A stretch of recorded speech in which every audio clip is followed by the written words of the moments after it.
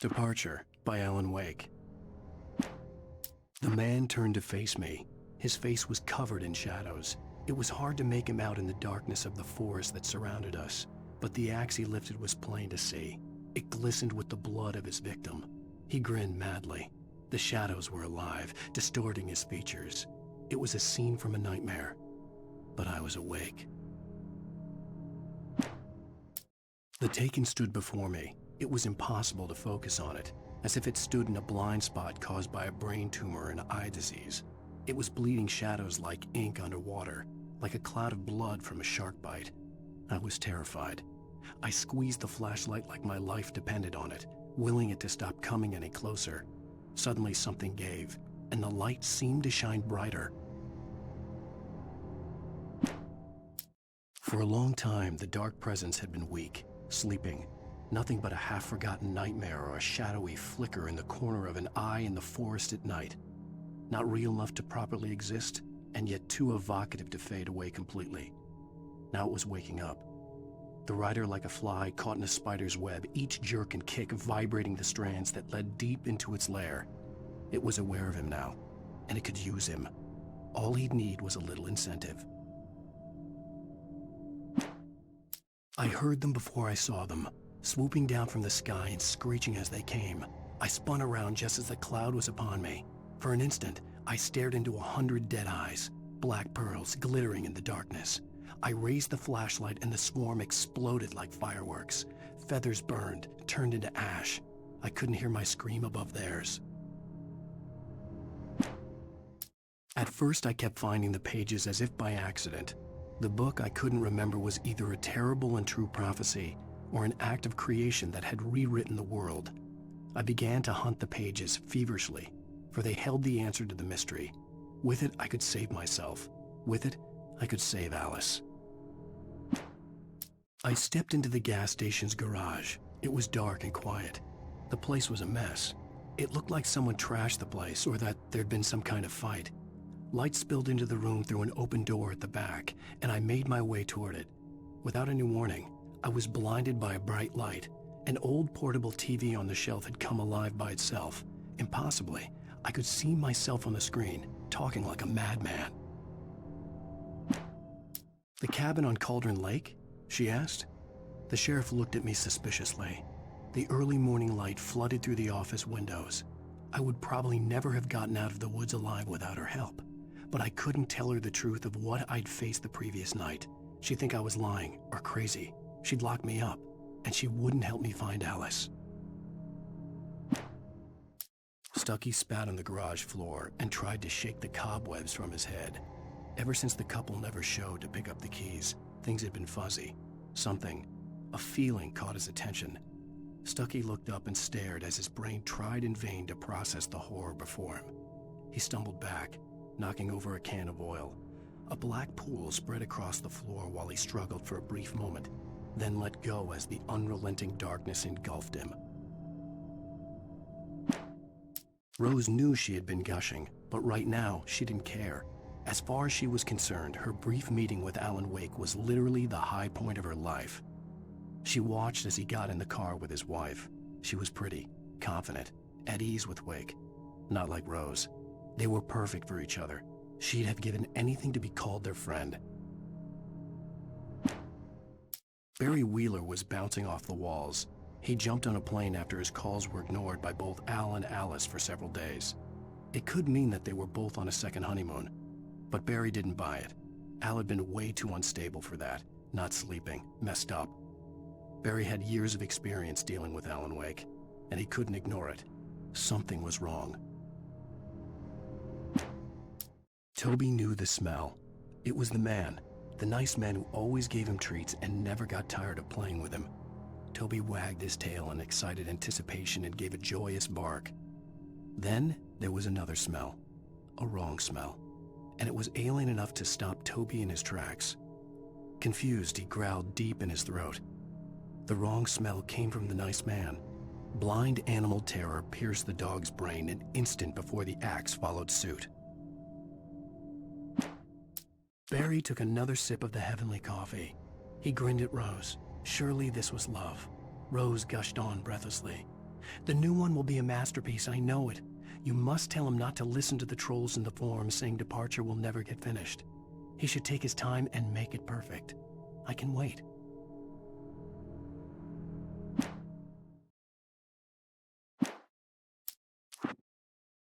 It's true what they say about the fall and the sudden stop at the end. I'd lain here in the snow while the lurid chain of scenes that had led me here kept playing in my head. A rerun of my own private snuff movie. A memory of my corpse. Alone at my own wake. Thinking in metaphors again. The femme fatale was gone. Only a sour taste remained of the kiss that killed me. This was a late goodbye. 13 years after I'd gotten my revenge. It had finally caught up with me. It had been a long time to bear the pain. My blood painted the snow red. A gruesome slushy dissolved all the scattered painkillers and leisurely dripped down to the sewer, mingling with the bile of the city, becoming one with it. I can see them now, my wife and my baby. Honey, I'm home. In spite of its human mask, to describe the dark presence as intelligent would have implied human qualities on something decidedly inhuman. Nonetheless, it found the one spot in the diner that was dark enough. Some light spilled into the corridor, ravaging it. But it took the pain. Horrible as it was, the writer would soon fix that. He would be coming to the one place where it still had power. The kidnapper fired his gun one last time, and the shadow vanished into the darkness it had come from. See? Nothing to it, Wake. The thought of Alice in his hands was revolting. We stood on the wooden platform of Lover's Peak, the waterfall on the mountain behind us, the lights of the radio mast blinking red in the heights above. I fought with the urge to take a swing, force myself to speak. Let's cut the act now. Where's my wife? Alice looked through the viewfinder, lining up the shot. Cauldron Lake was breathtaking. Something caught her eye. A figure standing in the shadows behind the cabin, like a thin woman in a black dress. She lowered the camera and looked again. No one there. Just a collection of bushes that looked vaguely human-shaped. She shook her head and laughed. Barry had never gotten along with Alice, but he knew Alan loved her with an almost frightening intensity. And now something had happened to Alice.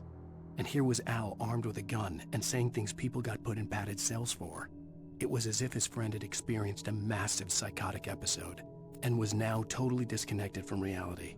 It scared the shit out of Barry. The air in the visitor center was heavy with an awful smell, as if some rotten drowned thing had crawled up from its grave. Rusty kept coughing blood. My eyes were drawn to the twisted shape of his broken leg. The attack had been vicious. Max whined in his cage. Rusty's eyes were wild with fear and terror. He gasped. "Mr. Wake, it happened just the way it was on that page." The visitor center was sturdy, but the impact turned the front of the building into splinters. Rusty was thrown across the lobby like a rag doll and hit the far wall hard. It didn't hurt until he tried to move and saw his leg bend the wrong way, felt the broken rib stabbing him on the inside. Rusty howled in pain and fear, suddenly afraid to die alone. At the last instant, I changed direction and threw myself down. The axe splintered the trunk of a tree. I stumbled into the pool of bright light. My lungs burned. I was too exhausted to move. I tensed as I waited for the killing blow, but it never came. I raised my head. Nothing moved in the darkness beyond. For the moment, bathed in the cold light, I was safe. In that last instant of consciousness, Rusty thought about Rose. He was older than she was. Rose was barely out of her teens, but she made him feel young and forget what a train wreck his long-dead marriage had been. He still wore the ring. He'd been waiting for her to tell him to take it off. Now she never would. I turned the corner, afraid of what the flashlight's beam might reveal. Suddenly, a roughly painted symbol of a torch glowed in the light. Behind it, hidden by a rock, sat a battered metal trunk. It was here for a reason. Packed with supplies, batteries, flares, ammo. Things you need to make it through the darkness of the night. Something left behind by someone who knew what I knew. and more. Agent Nightingale didn't want to be in Bright Falls. These little communities revolted him, and he didn't like the trees or the coffee. He now knew that impossible horrors lurked behind the storefronts and smiles. He desperately wanted to turn the car around and just drive until he passed out or ran out of road and booze. But he had a job to do. He had a rider to catch, at any cost. On more than one occasion, Alice had tried to explain to me how it felt to be afraid of the dark. To her, darkness wasn't simply the absence of light, but something more tangible than that. It was something you could touch and feel. Worse than that, it was something with a mind of its own, something malicious and malign. For her, things changed when they were wrapped in darkness. They turned into something else, something foreign, and nothing was safe or innocent anymore. I'd never really understood what she meant, until now. The night had been one desperate situation after another. I was exhausted, and my body felt as though it had been chewed up and spat out. The flashlight was heavy in my hand, and each pull of the trigger sent a painful shock up my arm. But I was finally out of the woods, and things were looking up. That's when I heard the chainsaw. When Barry saw the darkness attack the visitor center, it made him a believer. The men Al said he'd shot, they hadn't been just locals on crank. Somehow the world had changed, like the channel had been switched without warning. You think you're watching a sitcom, and you're really watching a horror show. When the birds started attacking the cabin, Barry wasn't surprised, just terrified. The FBI agent's command froze me in place. I considered surrender. It was all falling apart anyway. I could give in, let someone else deal with it, but it felt all wrong. Call it instinct, his posture, the way he held the gun. He was no friend. Shots ringing in my ears, I leaped for the hole in the fence and stumbled into the darkness beyond. The dark presence had touched the girl to lure the rider into a trap. Now it was night, and he lay helpless, drugged, lit only by the flickering of the TV screen filled with static. Shadows coalesced in the room as the dark presence leaned close to the rider, ready to touch him again. Back to work, boy. Rose knew that Rusty was in love with her, and she liked him too. She liked him a lot. He taught her to dance, and life had certainly taught her the value of a man who was gentle. He treated her well, made her smile, made her feel good. But Rusty wasn't the prince of her dreams, and that tended to underline the unbearable truth. She was no closer to that Hollywood magic than he was. Nobody in Bright Falls seemed to know where Al was, but Rose, the waitress at the diner, had seen him. From what Barry could tell, Al pretty much fell off the face of the earth when he left the diner. Rose was just the kind of fan that Al hated, but she really tried to help. She was smart too, knew a lot about what was going on in the town, knew a lot about Al, even knew who Barry was. Barry liked her. That was no big surprise. When it came to women, Barry and Al rarely saw eye to eye. Sarah didn't care about the legal threats Wake's agent had made. She let Wake go without argument, because there was something about him she couldn't quite put her finger on, something that reminded her of her father. She didn't think Wake would hurt his wife. Then she thought about the way he waded into Hartman, that hair-trigger rage flaring up without warning. The logging site was a mess. The modular office had been pushed off the cliff. Deputy Thornton climbed up from the wreckage excited, breathing hard from the exertion. Nobody there. It's weird. Don't you think that's weird? Bored, Mulligan let out a mighty snort. Hell, it's always weird, Thornton. Just a question of sorting out what kind of weird it is this time around. Shadows stirred and the wind picked up as I ran through the forest. I felt the dark presence turning its gaze toward me. Then the moonlight was blotted out by dark shadows that raced violently across the ground, moving too swiftly to be natural. Darkness gathered between the trees and melted again to reveal the taken. No natural path had brought them here. There was no misunderstanding. Cauldron Lake was where Alice and I had stayed, but there was no cabin and no island. I was missing a week. What had happened to me? What had happened to Alice? I had to get her back. I couldn't face life without her.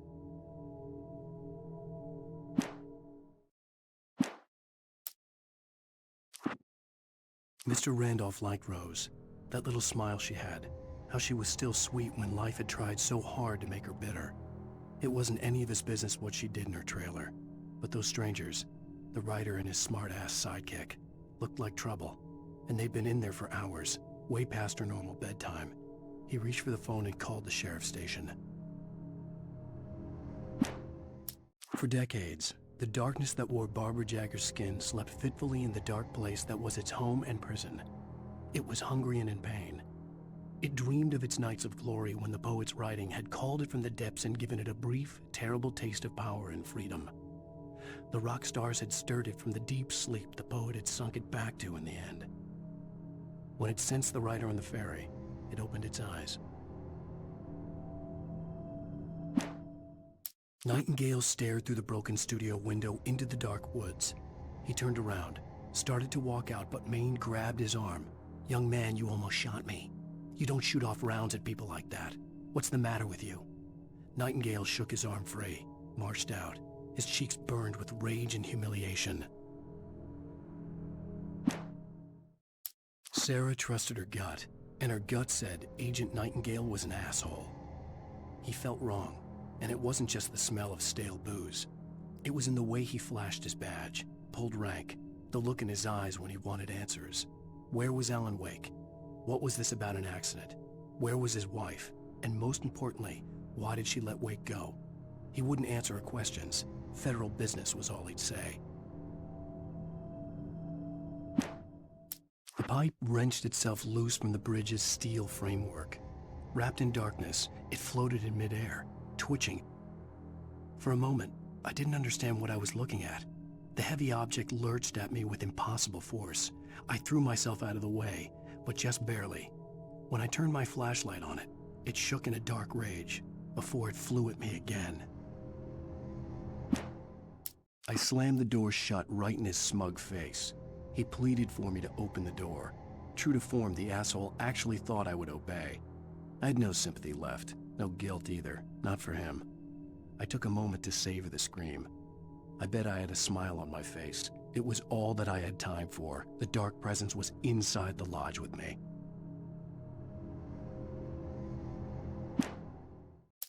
The darkness surged towards me, sucking everything loose from the ground into its depths, tugging at my clothes. I saw the flare the kidnapper had dropped and threw myself towards it just as I felt my feet leave the ground. The darkness embraced me with the force of a tornado. Somehow I managed to light the flare. The darkness roared and cast me away. I fell toward the dark waters of the lake far below. Rose didn't know how the strange old lady got in her trailer, and she looked wrong somehow. The woman showed her teeth in an approximation of a smile and traced a finger down Rose's cheek. "Pretty girl," she said. Rose felt as if she was falling asleep, but her knees didn't buckle. The crone spoke in a whisper, her words ice cold and dark in Rose's ear. Touched by the dark presence, Rose was lost in a dreamland where everything was drawn in black and gray crayons. The old lady had promised her that all her wishes would come true. She would be Alan Wake's muse. She was smiling so hard it hurt her face. She crushed a bottle full of sleeping pills into the coffee. Deep down inside, she was screaming in terror. Danny had stepped out, but what stumbled back in was something else, something alien, a monster. Walter tried to kill it, first with his fists, then a chair. It wouldn't die. Instead, it kept coming, unaffected by the beating it had taken. After Walter managed to kick it down the cellar stairs, fear took over. He ran, got behind the wheel, gunned the engine. The booze wouldn't make him forget, but he knew he had to try. The bulldozer's engine roared to life. Mud and rocks flew as it fought for traction. It crashed through the concrete wall and landed heavily in the yard. If it were an animal, it would have shaken its head after the impact, fixed its eyes on me, and charged. Of course, it had no head, nor eyes. Shadows crawled on its form, twisting it into a monster. Then, it came for me. Even after all this time, hearing the Night Springs theme caused a surge of conflicting emotions in me. It'd been my first real writing gig. Barry had known a guy who knew a guy, and suddenly I'd been a semi-regular writer on the show. I'd always been ashamed of the job. Felt it was trash. I'd wanted to be an artist, a novelist. I'd been naive back then. It had taken a long time to learn to be proud of the work. With Nightingale gone and the night wind blowing in through the broken studio window, Maine stared at Sarah. The sheriff looked away. Maine's voice shook with barely controlled anger. That boy's doing more drinking than thinking. I hope you know what you're doing, Sarah. He's got a sickness in his eyes. You take my word for it. He wants Wake for a reason, and it's not for anything good. When Thomas Zane fell for Barbara Jagger, it happened fast. She was young, vibrant, and beautiful, full of life. He had never been a very happy man, and without any seeming effort, she had changed all that. Zane felt good for the first time in his life. Everything she did was another piece of a jigsaw puzzle he hadn't even known he'd been missing. And best of all, she made the words flow, strong and sharp. She was his muse. Some of the Taken retained echoes of their former selves, but these were just the nerve twitches of a dead thing. Nothing remained but a shell covered and filled with darkness. In most cases, these puppets were enough for the purposes of the dark presence. But for anything more elaborate, as with the writer, it was different. It needed his mind. And so rather than taking him over completely, it merely touched him. I stared through the bars of the jail cell. Barry stood behind me, swaying on his feet, looking as ill as I felt. Agent Nightingale stood on the other side of the bars with Sheriff Breaker. Nightingale had a stack of manuscript pages in his hand. He seemed unhinged as he gloated. Well, I've got you now, Raymond Chandler. It's all here. All the evidence, including conspiracy to murder a federal agent. Things were never as simple in real life as in fiction. I had lost count of the times I had wished there'd be a clear reason for my writer's block. Something to fight, something to lash out on. There wasn't. I was filled with doubt. I was nothing like the hero in my books. Alex Casey had gone through his life with single-minded determination, never wavering from his goal. Even now, I was angry at myself, angry at Alice, angry at Barry. I was fumbling and I had no plan. Even behind the closed doors and curtains of his grimy room at the Majestic, the local motel, Nightingale could feel the locals' eyes on him, the unrelenting pressure of their judgment. He forced it out of his mind. For all he knew, they could all be under Wake's spell already. You do what you have to do to get the job done. He took comfort from the bottle in his hand. Please, he thought, just let me get through this. Maud had checked all of Stuckey's rental cabins. There had been no sign of the Wakes. It was dark when he'd found their car parked at the end of the road by Cauldron Lake. It made no sense. They must have taken a wrong turn, but there was no sign of them, and the car had been there for hours already. Frustrated, Mott stood on the rotten ruin of the footbridge that had once led to Diver's Isle before it sank beneath the waves years ago. The boss wouldn't be happy. I tried to hold on to Alice, but her form melted away. I was losing control. Dr. Hartman stood in her place. I wanted to hit him, but my arms were jelly. He smiled. It was a reassuring smile, and I hated him for it. I had to give you a sedative. Don't fight it. You went through another rough period. Right now, it's very important that you stay calm. We don't want you to have another episode. You're a patient at my clinic. Have been for a while now. For Mott, spying on the writer on the ferry had been a disappointment. His boss had made Wake out to be something special, but Mott hadn't been impressed. He'd gotten a good long look at the wife, though, and he liked what he saw. Mott had fantasized about goading Wake into a fight, but it hadn't happened. Still, he'd get his chance to see if the writer had anything in him. He'd been promised as much. The hunters were big, thick-set men, confident and at home in the woods. They were feeling good, running on beer, ghost stories, and camaraderie late into the night. It did them no good, as they were taken by the dark presence, sucked deep into a darkness far worse than any ghost story they ever told or heard. Doc sat down heavily. He examined Barry and Rose. Barry was already recovering. Rose was another story. She was conscious, but she was barely present, almost delirious, disturbed, touched in the head, they used to say. It wasn't the first time Doc had seen someone in such a state, but it had been over 30 years. Doc poured himself a stiff drink. He hadn't forgotten a thing. I lifted the page in front of my eyes and read it. In it, I lifted the page in front of my eyes and read it. In it, I lifted the page in front of my eyes and read it. In it, I lifted the page in front of my eyes and read it. In it, I lifted the page in front of my eyes and read it. In it, I lifted the page in front of my eyes and read it. Lightning flashed behind the windows of Cauldron Lake Lodge. Tor Anderson laughed and held the steel hammer above his head. Nurse Sinclair was trying to calm him down without success. Tor grinned madly and shouted, "My hammer's up. Here's a friendly poke from Molnir, wench."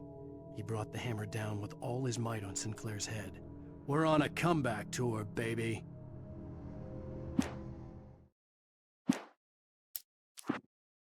Zane could feel the poems, taking form, shaping things.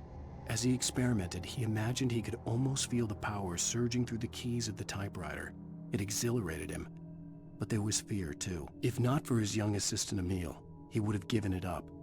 But Emil convinced him otherwise. He too had a way with words. Hartman kept talking, giving Barry the grand tour, clearly proud of the place. He went on and on about his hunting trophies, and Barry was impressed. But he was here on business.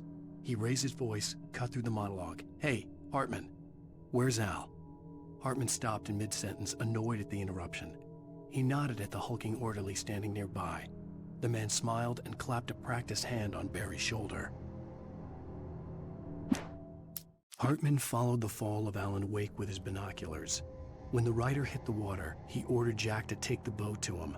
The spot was easy to see in the dark, even with all the extra lights in the boat. The flare floated and kept burning even in the water. Jack turned the radio louder as the engine sputtered. The music was rough and clanking, something the Anderson brothers would no doubt have enjoyed. But Hartman chose to ignore it. Wake was finally within his reach. Hartman knew he was no creator.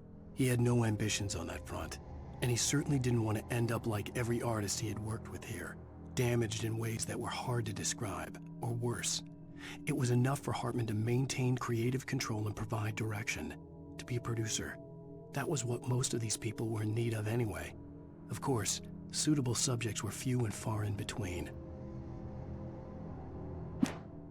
I stared at the Viking paraphernalia that littered the area, surrounding an unlikely centerpiece. A full-size stage complete with an impressive sound system with all the trimmings, including a dragon. It took a special kind of crazy to build something like this in a remote field. When the sky split open. For the moment, Barry was just glad he had survived the fall. He had been separated from Al, and there was no easy way to climb back up. He told himself he'd be okay in the gloomy forest at night. He would just have to wait for a while for Al to find his way down. Barry turned when he heard the heavy footsteps and saw the movement. The man-shaped shadow lunged at him from the bushes, an axe held high. Barry screamed and threw up his hand. The world exploded. Mott knew that Wake was smarter than him. Wake had more money, a beautiful wife, everything. And Hartman said Wake was important. That made him better than Mott. But Mott was calling the shots now. He'd expected Wake to whimper and grovel, but instead, he seemed willing to fight. Mott knew he'd gotten under Wake's skin. If only Mott actually had his wife. The thought made him shiver. Hartman wasn't happy. Mott could see it in his eyes. He quickly lowered his own. He had made a mess of it, and he knew it. The shame of failure was hard to bear. He hadn't expected Wake to say he needed more time, and he blurted out 2 days, less than Wake had asked for to show him who was in charge. But that wasn't part of Hartman's plan.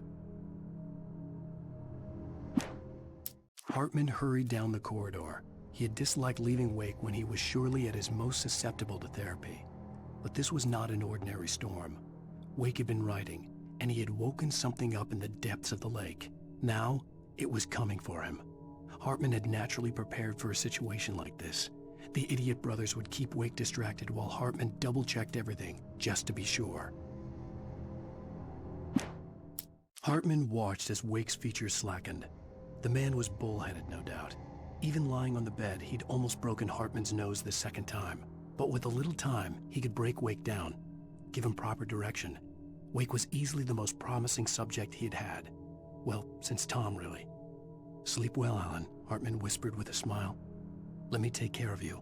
He sniffed hard to clear his throbbing nose, swallowed blood, and barely tasted it. Agent Nightingale stared at the passed-out rider. The man was sleeping off one hell of a night.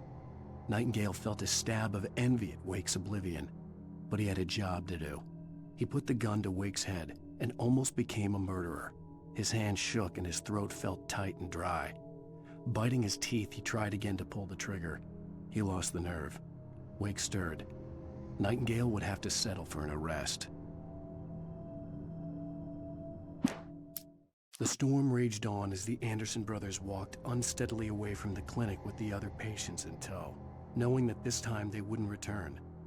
The darkness around them seethed with horrors, but Tor and Odin were unafraid. Their eyes glinted with guile. They knew every secret path, and there was blood on their hands. They had fought these shades before. The dark presence followed the choreography laid out to it in the manuscript, growing stronger and stronger, moving like a storm from one scene of destruction to the next. But it was still bound to follow the story and chained to the dark place it came from. When the story reached the end it longed for, it would finally be free.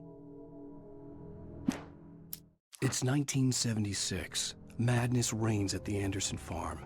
Contrary to all logic, the headiest ingredient of their moonshine is unfiltered water from Cauldron Lake. The Andersons feel like gods. Odin can't stop laughing. He contemplates cutting his eye out. Tor runs across the field, naked, shrieking, hammer in his hand, trying to catch lightning. Their songs have power. Something ancient is stirring in the depths, coming back. Again, Alice's screams rang in the stillness of the night. I saw myself run toward the cabin, flashlight in my hand. I followed my past self. I was an out-of-body observer, a time traveler in a crazy drunken dream. This was the beginning. The night Alice had disappeared. The mystery of what had happened during the missing week was about to reveal itself. When he stopped the car at the Anderson farm, Walter felt relieved. Oblivion was close at hand. The brothers wouldn't miss a jar of moonshine or two in the booby hatch. But then he saw the man on the porch, and he knew who it was. Driving for his life and knowing it was useless, he didn't realize he was crying until he couldn't see the road for the tears. Hartman had never felt as anxious as during the week after Maud had managed to lose the Wakes.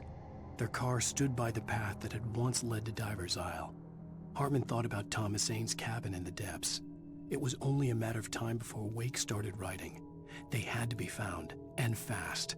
The moment he heard on the police radio that Sheriff Breaker had picked up Wake, he was already in his car driving toward town. For a moment, Hartman considered strangling the idiot. Mott was mean-spirited, but easily manipulated, an emotional infant who lived for his approval.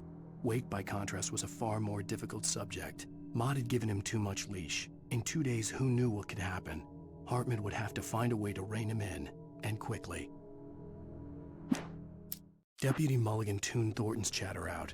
He didn't think writers were particularly useful people, and a huge manhunt for one struck him as idiotic. Certainly not worth the missed opportunity for coffee and pie. It wasn't even clear what the man had done, except run from them at the trailer park. Mulligan knew he wasn't alone. The sheriff's patience with the Fed was running out. As the deputies hauled Wake and Wheeler away, Agent Nightingale eagerly examined the stack of papers Wake had been carrying. It was incomplete, a collection of random pages, but there was enough.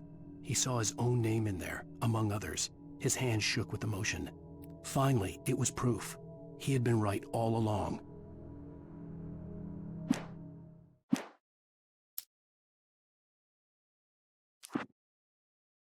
Nightingale tried to make sense of the manuscript.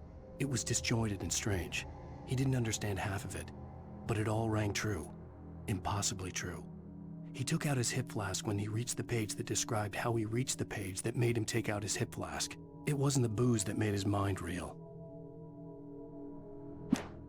Nightingale felt the situation veering out of his control, but the gun at least felt steady in his hands. He was ready to fire, resolved that he would let this happen over his dead body. And yet he hesitated. He had seen this moment before, read it in the page. He was transfixed by the déjà vu and the horror that he was a character in a story someone had written. Then the monstrous presence burst in behind him and dragged him into the night. The darkness that wore Barbara Jagger's face was furious. The story in the manuscript had been making it stronger all the time, but now the light had set the writer free and hurt it, weakened it. It was only a matter of days before the dark presence would be strong again, but meanwhile, it would be difficult to recapture the writer. Cynthia Weaver worked hard, following her obsessive rituals, sometimes fighting them, always giving in to them in the end. She haunted the halls of Bright Falls abandoned power plant. She marked her caches with light-sensitive paint that could only be seen by eyes that had been touched by darkness and saved by light like she'd been. She was preparing defenses and supply lines for the war she knew would come. The war between the forces of light and darkness. For it to be free, the dark presence needed the writer to finish the story. Again and again, the story let it get frustratingly close to the writer without letting it capture him. It was bound by the events depicted in the manuscript, but it could pursue the writer indirectly, put others on the task and stop those who would help him. It took over everything in its path, made them its puppets, and sent them after Alan Wake. Alice had screamed until she had no voice left to scream. Around her, the darkness was alive. It was cold and wet and malevolent and without end.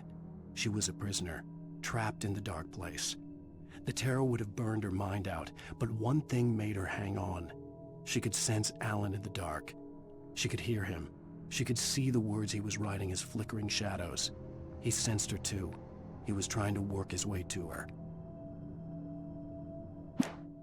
Barry was in his element, making calls, making things happen, even if he didn't entirely know what those things were. He wouldn't let the hot sheriff chick down. Even if every noise he heard from outside, and he heard plenty, made him jump. He had only paused to text Al a message, told him to hurry up. Suddenly, Barry froze in mid-dial. A window broke somewhere in the building, and then the lights went out. Barry got back to his feet inside the Bright Falls General Store and dusted himself off. Right next to the cans of baked beans was a locked case filled with flare guns, and yet here was a conveniently placed barrel of crowbars. Barry's smile widened as he realized that this was the classic movie scene where the hero had to gear up and arm himself to the teeth. Barry threw himself into the role. The story I had written in the cabin had come true. Touched by the dark presence, I had written a horror story, but the end was still missing. The story was incomplete, and the last unfinished page of the manuscript still sat in the typewriter in the cabin study. If I could get back there, if I could read the page, then I could write my own ending to this story and save Alice. Sarah was almost starting to relax.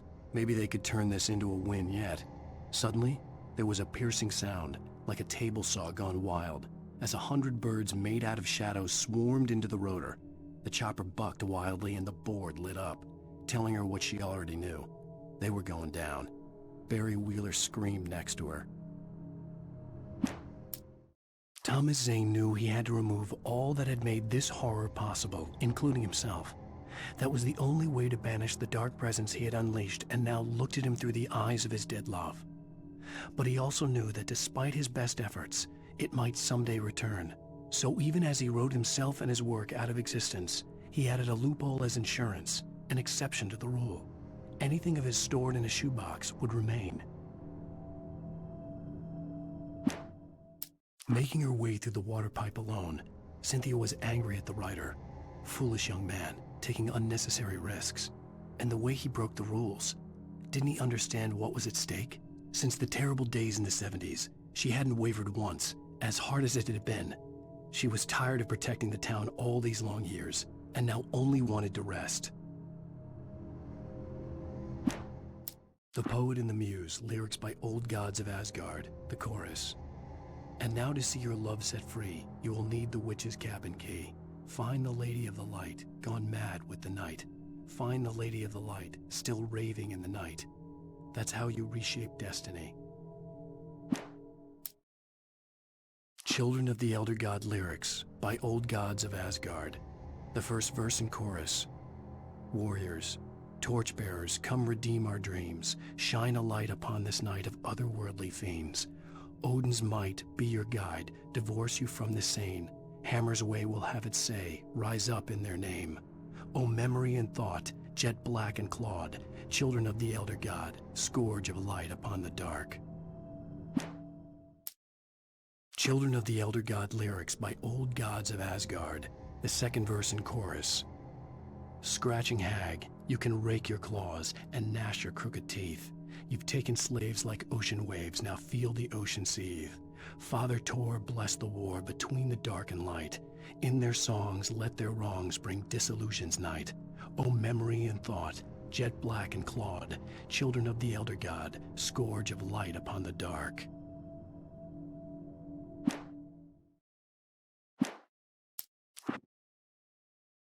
The Dark Presence was no longer trying to capture the writer so he could create the ending it wanted.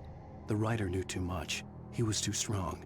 And he carried a weapon left behind by Thomas Zane, something that could hurt it.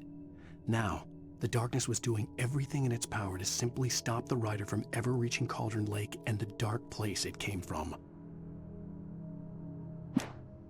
The bottom of Cauldron Lake was a graveyard of things the lake had claimed in one way or another over the decades. The Dark Presence brought them up in its wake, scattering the rotten waterlogged hull of an old boat here, the remains of a long-ago crashed airplane there, trees shattered under the impacts. The earth groaned. It didn't even notice. Zane cut its heart out, but it didn't die. The thing that wore Barbara's face kept crooning sweet nothings sugar-laced with poison. He put on the suit, untied the monster from the chair. The thing in his arms thrashed weakly, but he held fast. He stepped outside, off the pier, and into the dark water, a sinking pinprick of light descending toward a bottom that never came.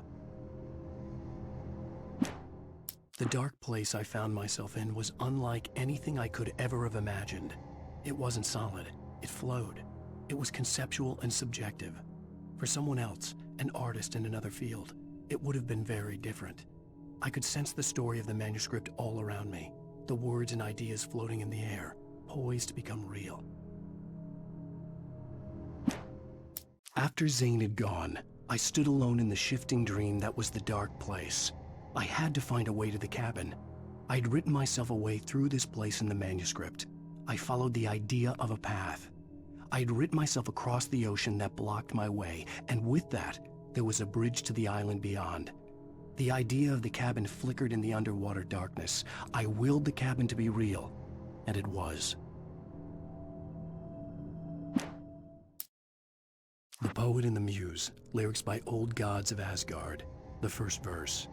The Poet and the Muse, lyrics by Old Gods of Asgard, the second verse. The Poet and the Muse, lyrics by Old Gods of Asgard, the third verse. In the end, Barry wasn't going to shoot Sarah. They both knew that.